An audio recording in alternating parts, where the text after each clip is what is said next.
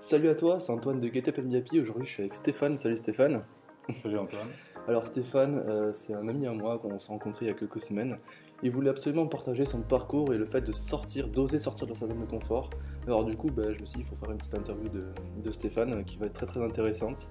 On l'a fait en live, on l'a pas préparé. Je pense que c'est le mieux de faire du sincère et du direct, quoi. Voilà. Oui. Du coup, Stéphane, est-ce que tu pourrais déjà nous raconter un petit peu ton parcours, qu'est-ce qui t'a fait amener là où tu es aujourd'hui? Qu'est-ce qui m'a fait amener à là où je suis aujourd'hui? À recommencer. Ouais, on va recommencer. Je sais pas, est-ce qu'il y a un élément déclencheur quand tu as été jeune ou Oui. Alors, pendant une période, j'étais étudiant à l'université. C'était à Lyon, à la fac de droit. C'est quand j'ai eu l'occasion de travailler pour la première fois dans un hôpital D'accord. qu'il y a eu mon déclic qui est arrivé. Ok, tu as vécu quelque chose qui... Ouais. D'accord. C'est dans le milieu hospitalier, j'étais témoin de ce qu'on vivait à l'échelle humaine, mais dans un microcosme, à une D'accord. échelle réduite. C'est-à-dire l'injustice. Ouais. Oui, je vois ce que tu veux dire par rapport à ça. D'accord. Et de là, ça m'a amené à me poser une question. Cette question fondamentale qui a provoqué un déclic chez moi, c'est qu'est-ce qui se passe quand les gens qui ont les potentiels de changer des choses n'agissent pas. Ouais. Tu disais dans une vidéo que l'endroit le plus riche de la Terre, c'était les cimetières, parce que c'est là que toutes les idées vont mourir, enfin toutes ces grandes personnes qui auraient pu être de grandes personnes et qui n'ont pas osé le faire, et qui se retrouvent, toutes les belles choses qu'elles auraient pu faire pour les autres, pas que pour eux, se retrouvent enterrées avec elles, et ça c'est vraiment dommage, et c'est lié à cette injustice que tu nous as dit tout à l'heure. Effectivement, on a un certain temps dans la vie qui nous est donné, et c'est important de l'utiliser avec tout ce qu'on a, de vivre intensément. Et alors, à partir de cette idée, je me suis mis dans toute une discipline sur moi-même pour devenir la meilleure version de qui je suis. C'est une très belle phrase, j'aime beaucoup. Devenir la meilleure version de soi-même, je crois que c'est le but de toute vie sur Terre, quoi. Oui, on a tous un potentiel. On est tous nés avec quelque chose de spécial. Ouais. Il s'agit de cheminer pour trouver quoi? Oui, c'est ça, c'est le chemin. Oui. C'est le chemin. De s'aligner avec qui on est vraiment à l'intérieur. Et une fois qu'on a trouvé ça, l'étape suivante, qui est souvent la plus difficile, c'est de passer à l'action. Ouais, oui. On a beau trouver notre voie, etc. Vraiment le pourquoi on veut faire ça, mais le fait de passer à l'action, c'est vraiment l'étape du ça y est, je sors, ce qu'on va aborder tout à l'heure, je sors de ma zone de confort, j'ose être différent des autres, j'ose vivre pour moi et plus forcément pour quelqu'un ou pour une conviction à laquelle on n'adhère pas. Et c'est ça le plus difficile, quoi, c'est se dire allez, j'y vais. Et pas que allez, j'y vais, c'est aussi allez, je le fais maintenant, et pas demain ou après-demain, quoi. Alors oui, ce fameux passer à l'action maintenant.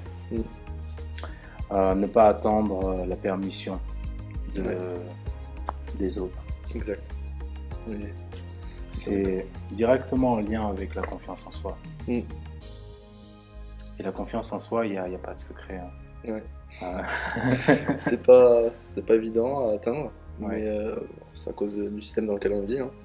Mais atteindre la pleine confiance en soi, ça permet de passer à l'action sans hésiter sur soi-même. Voilà. Vraiment oser être qui on est. Ouais. Et pour ça, il y a des outils. Comme par exemple, du coup? Comme par exemple, le fait d'entrer en contact avec ce qui nous fait vraiment vibrer. Une partie de nous qui est à l'intérieur et souvent qui est présente dans l'enfance. Et qu'en grandissant, on finit par étouffer. Ouais. Il y a plein de noms, bien sûr, qui représentent cette partie de nous. Mais Selon moi, c'est ce qui fait rayonner une personne. Ouais, si elle entre en vibration et vraiment ce qu'elle souhaite vraiment faire, forcément qu'elle va rayonner parce qu'elle va partager son savoir avec tout son amour, avec toute toute la spiritualité qui va avec, du fait de wow, je fais ce que je veux et je le partage autant physiquement qu'au niveau des énergies, quoi. Oui. Ça se propage très rapidement. Et c'est là où on en est, c'est ce qui se passe dans notre période aujourd'hui. Il y a un éveil des consciences. Il y a aussi un éveil intérieur. Les gens souhaitent vivre davantage de partage, vivre davantage de sincérité et aussi plus de simplicité dans la vie. Ouais, et ce changement on le voit vraiment aujourd'hui. On en parlait la dernière fois, comme quoi il y a un éveil en ce moment qui est tout juste énorme, quoi. Très puissant. C'est une belle chose. C'est une très belle chose. Ouais. Et du coup, par rapport à sortir de la zone de confort, qu'est-ce que tu pourrais nous dire un petit peu? Qu'est-ce que tu as envie de partager par rapport à ça? Qu'est-ce que j'ai envie de partager alors? Dans mon expérience, sortir de sa zone de confort, c'est passer par le fait de voyager. Quand on voyage, quand on va, ne serait-ce que dans un endroit où on n'a jamais été auparavant, eh bien, on est indiscutablement face à un environnement qui est nouveau. D'accord, ouais. Qui dit nouvel environnement, dit je sais pas qui je suis dans cet environnement. Ouais, c'est vrai. Moi, j'ai jamais pensé par rapport à ça, quoi.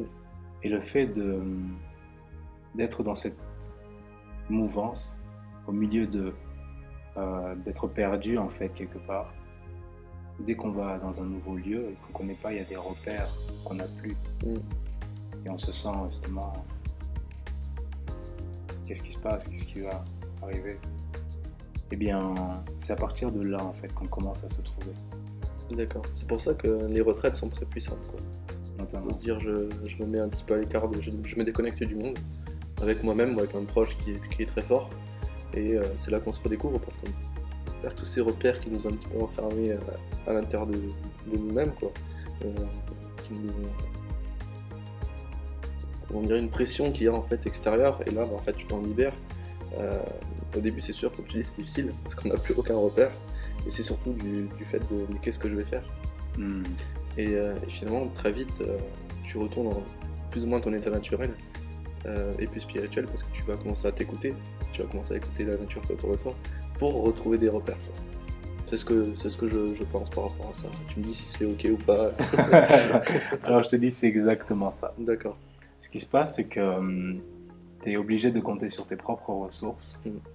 Et quand tu n'as plus le choix là, en fait, de passer à l'action. Et ça t'amène à être plus attentif, plus à l'écoute. Exact. Et c'est cette force qui fait qu'on se rapproche de soi-même, en fait. L'intuition.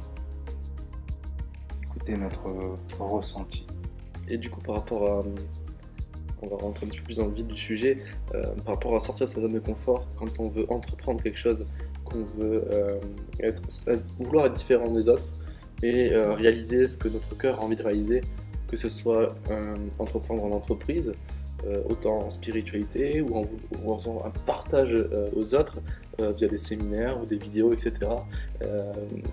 Comment là tu pourrais aborder en fait le fait de sortir de sa zone de confort? Alors, c'est une question qui, je pense, dans laquelle tu peux te sentir concerné directement. Exactement. Et puis tous ceux qui regarderont mes vidéos devraient se sentir concernés, je pense. Oui. Alors, effectivement, on a tous une certaine originalité. Le fait est qu'avec la société, jusqu'à présent, les choses ont été définies, mises dans des cases. Le fait même d'être entrepreneur, c'est être original. Et le concept dans lequel on évolue en termes de société à l'heure actuelle, il fonctionne sur des choses qui sont dans des cases. Ouais. Et en fait, quand tu vas commencer à vouloir faire quelque chose qui vient de toi, qui vient de ton monde intérieur, exact. eh bien, il va falloir oser le vivre pleinement. Parce que la réalité ici n'est pas habituée à ça. Ouais, donc tu sors des cases. Voilà. Ok. Il faut t'autoriser à exprimer qui tu es avec ta voix. Exprimer ton originalité, tes couleurs, tout ce qui, toi, te correspond. D'accord. Et pour sortir de sa zone de confort, en fait, l'une des motivations, c'est de se dire qu'il y a d'autres personnes comme toi qui, elles aussi, ont une couleur d'âme, quelque chose en eux qui est unique et dans lequel les autres peuvent se reconnaître aussi. D'accord. Et du coup, ça vient à notre question. Il faut pas avoir peur de ne pas plaire à tout le monde, quoi. Oui. D'ailleurs, faut pas plaire à tout le monde. Puis c'est tout simplement pas possible parce que sinon tu n'es plus toi-même, quoi. Du coup, qu'est-ce que tu en penses par rapport à ça? Ce que je me dis, c'est que on est 7 milliards sur la planète et on n'aura pas l'occasion de rencontrer 7 milliards de personnes dans une vie. Exactement. Alors, ce que je me dis, c'est que en faisant ce que je fais, eh bien, je vais attirer des personnes qui se reconnaissent dans ce que je suis. Donc, je pars déjà du principe qu'on ne peut pas raisonner avec tout le monde. Ouais. On peut s'entendre avec tout le monde, mais être sur la même vibration, que les choses soient fluides, que se comprendre comme ça, ce n'est pas avec tout le monde que ça arrive. Mais il y a des tas de gens sur cette planète avec qui ça peut arriver. Ouais. Et ceux-là, ils sont un peu partout, disséminés, sur les 4 coins du monde. C'est ça, et puis on va chercher à se retrouver, quoi, et ça va se faire naturellement, quoi. Voilà. Autant dans le cadre d'une activité professionnelle, on peut rencontrer des personnes dans son travail avec qui il y a des choses qui nous font un effet miroir, et aussi dans sa vie avec ses amis, mais dans tous les aspects de la vie de tous les jours, en fait. Quand on commence à vraiment s'autoriser à interagir avec la vie, à sortir de sa bulle, eh bien, il y aura des choses comme des signes qui reviennent, il y aura des couleurs qui nous parleront. La vie nous parle à partir d'un niveau plus subtil. D'accord. Ce sont des rencontres, des événements, des opportunités, des signes, des clins d'œil. Tout s'ouvre, en fait, quand on s'ouvre nous-mêmes. Exactement, ça je suis d'accord avec toi. Bon, je pense qu'on ne se serait jamais rencontrés sinon. Ouais. Ouais, c'est vrai que le fait de s'ouvrir, de se dire ça y est, je vais être moi-même, ben, on se dit mais s'il y a de la magie ou quoi, qu'est-ce qui se passe? Il y a plein de choses qui viennent vers moi et que j'avais jamais vues avant et qui me prouvent que je suis sur la bonne voie, qui me prouvent que je fais ce que j'aime, et je rencontre d'un coup plein de gens à qui je peux parler de mes convictions, de mon entrepreneuriat, parce que ces gens pensent comme toi. Donc plus ou moins, on s'entend tous, et tu te dis waouh, je suis pas tout seul. Et dès que tu t'ouvres, tu te rends compte que tu n'es pas tout seul. Et ça, c'est une très très très belle chose. Qu'est-ce qui t'épanouit le plus dans ce que tu fais? J'ai beaucoup, c'est très fort, hein. Moi j'aime beaucoup partager ce que je sais, ce que j'ai appris, ce que j'ai vécu, et j'aime beaucoup aider les gens. Donc pour moi, je me dis que si dans mon rêve avec Get Up and Be Happy, hein, donc si je peux changer la vie que d'une seule personne, ça y est, je crois que j'aurais réalisé vraiment, je dirais peut-être pas ma mission de vie, mais j'aurais réalisé quelque chose sur cette terre. J'aurais laissé une trace à travers la vie d'une personne ou autre. Et c'est vraiment ce que je recherche, mais du plus profond de moi-même. C'est ouvrir le cœur à des gens et leur dire que waouh, tu peux le faire, quoi. Tu crois que tu peux pas le faire, mais tu peux le faire. Parce que à l'intérieur de toi, t'as un diamant brut. T'as juste à l'affûter un petit peu. C'est un travail sur toi-même. Mais dès que tu l'auras bien taillé, tu feras tout ce que tu veux dans ta vie, quoi. Bien sûr, quand ça dépend pas. Quand c'est, tu ne fais pas du mal autour de toi, quoi. Bien sûr. Parce que tu peux réaliser de grandes choses en faisant du mal et réaliser de grandes choses en faisant du bien. Le problème, c'est qu'en faisant du mal, tu seras jamais au fond de toi heureux de ce que tu fais. Donc c'est pour ça qu'il faut bien tailler ce diamant et réaliser sa vie, tout simplement. Réaliser sa vie. Voilà ce qui me ce qui me fait vibrer le plus par rapport à ça. Et qu'est-ce qui t'a fait passer justement du déclic à... Qu'est-ce qui a fait naître le déclic qui t'a fait passer à l'action? Sache qu'avant j'étais très très timide, renfermé sur moi-même avec une confiance en moi au ras des pâquerettes. Et mon père m'a fait lire un livre qui s'appelle L'effet cumulé, qui a amorcé en fait mon changement. Et quand j'ai fermé ce livre, je me suis dit waouh, c'est ça qu'on a à l'intérieur de nous. Enfin, je me suis dit, on ne peut pas ne pas s'en servir. Et à partir de là, j'ai eu ce déclic. Alors avant, je voulais être absolument ingénieur, parce que ingénieur, ça aurait pu, c'est ce que je pensais avant, ça aurait pu, ça a une certaine prestance d'être ingénieur. Ah, je suis ingénieur, donc tu te sens grand, etc. En fait, je voulais faire ça juste pour rattraper mon manque de confiance en moi. Et quand j'ai fermé ce livre, j'ai dit non, c'est qu'une illusion. Je peux vivre ma vie, je peux être ce que je veux, je peux réaliser les choses que je veux en étant moi-même et pas en se cachant derrière une étiquette. Et c'est là que j'ai eu ce réel déclic. Et alors du coup, je suis entré, comme tu as dit, dans une phase de conscience de moi et de je veux changer. Et là, j'ai eu des centaines de portes qui se sont ouvertes à moi. Au début, je les ai pas écoutées parce que c'est pas, enfin si c'est naturel, mais c'est pas commun d'être éveillé à tout ça. Et là, c'est tombé, et même le changement dans ma vie monte de plus en plus vite. Et voilà. Voilà ce qui a été le déclic. C'était rien qu'un livre, quoi. Enfin, peu importe le livre, de toute façon, chaque livre nous correspond. Celui-là, ça a été pour moi, c'était L'effet cumulé de Darren Hardy. Mais il y a un tas de livres qui peuvent te faire réaliser des choses. En fait, on le sait à l'intérieur de nous, parce que quand j'ai fini ce livre, mais je sais tout ce qu'il avait écrit. Mais je ne l'ai pas réalisé. Ou je ne l'ai pas écouté. Ou je me disais, c'est pas grave, aujourd'hui tu ne le fais pas parce que tu n'as pas envie, parce que tu as la flemme ou autre. Et quand tu lis, tu te dis, mais non, si je le fais, voilà ce que je peux devenir. Voilà ce que je peux faire, voilà ce que je peux partager. Et qu'est-ce qui fait la différence que il y ait ce livre-là qui arrive à te faire changer complètement de vision? Parce que tu vois, beaucoup de personnes, par exemple, on lit tout. Beaucoup de gens lisent, on va dire, mais ne sont pas transformés par quelque chose au point de changer leur vie. Je pense que c'est parce qu'au fond de nous-mêmes, on n'est pas encore apte à changer. Il faut pas se forcer. Faut pas se dire, je lis ce livre, il faut que je change. Je pense que tu lis le livre, si tu changes pas, c'est que tu as encore des problèmes à régler, intérieurement. Il faut pas se forcer dans la vie. Voilà, faut le faire quand c'est ok pour soi.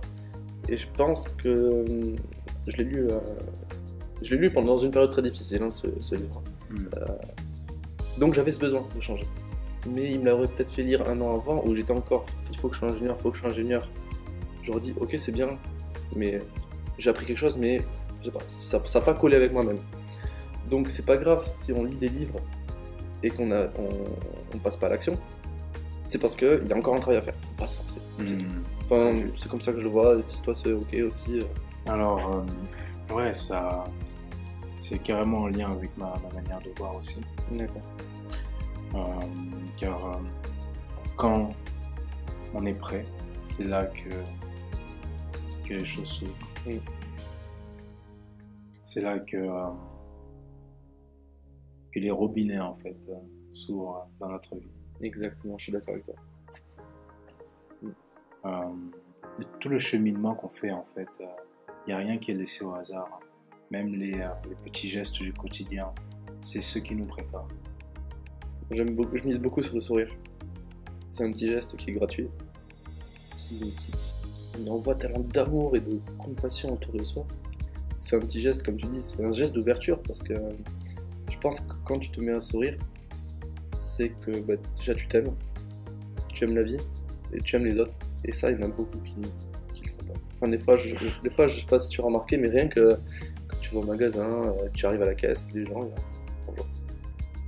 Enfin, pourquoi tu dois dire bonjour comme ça alors que tu pourrais. Un bonjour avec le sourire, c'est gratuit. Tu fais tellement de plaisir à la personne, c'est. T'as pas de mots, quoi. C'est magique.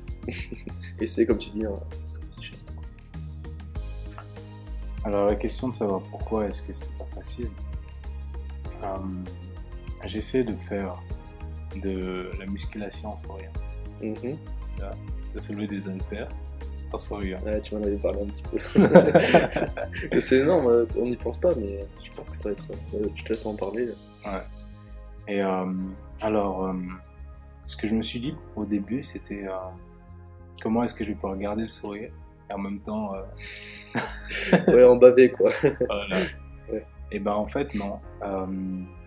Ce qui est marrant, c'est que mon corps a pris un rythme par rapport au fait que je souris. En fait, la physiologie s'adapte au sourire. C'est ça qui est stupéfiant. En Inde, par exemple, on retrouve des statues de Bouddha, de figures méditatives, avec un petit sourire en coin, très subtil. Et ils expliquent qu'ils maintenaient la pratique de la méditation en maintenant ce sourire pendant des heures. D'accord. Et qu'en fait, ce sourire les faisait demeurer dans un état de béatitude. Ouais. Parce qu'à l'intérieur de toi-même, ça change un petit peu tout. Voilà. Et du coup, pour conclure, qu'est-ce que tu as vraiment envie de te faire passer comme message? Je sais pas, un truc que tu as sur le cœur, que tu as envie de leur dire là. Soyez authentique, soyez vous-même. Quel que soit le choix dans lequel vous exprimez votre nature, osez vous mettre en lumière. Osez être différent. Osez vous affirmer. Alors moi, je suis quelqu'un d'assez spirituel et je vous envoie des bonnes ondes. Parfois, les mots ne suffisent pas pour exprimer des intentions. Merci beaucoup. C'était puissant. Hein. En tout cas, ouais, merci beaucoup d'avoir partagé tes connaissances ou même ta vision de la vie, qui est une très belle vision de la vie. Moi, j'adhère 100% à tous les sujets auxquels on a pu parler depuis qu'on s'est rencontrés. Et puis, je te remercie vraiment d'avoir passé ce temps pour le partager avec cette audience qui est une belle audience, puisque c'est une audience de personnes qui veulent être eux-mêmes, qui veulent changer. Merci Antoine pour cette occasion de partager encore plus de choses tous ensemble. Et get up and be happy. Exactement. Écoute, je te remercie infiniment d'avoir vu cette vidéo. J'espère qu'elle t'aura apporté énormément. Je te propose de la partager à ton entourage pour faire une petite prise de conscience, pour partager ces belles choses auxquelles on a parlé.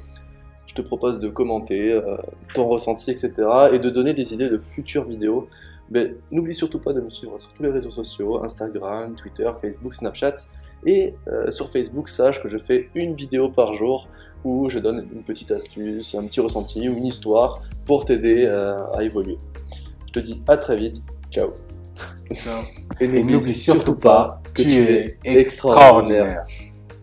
Allez, merci beaucoup. Merci Antoine.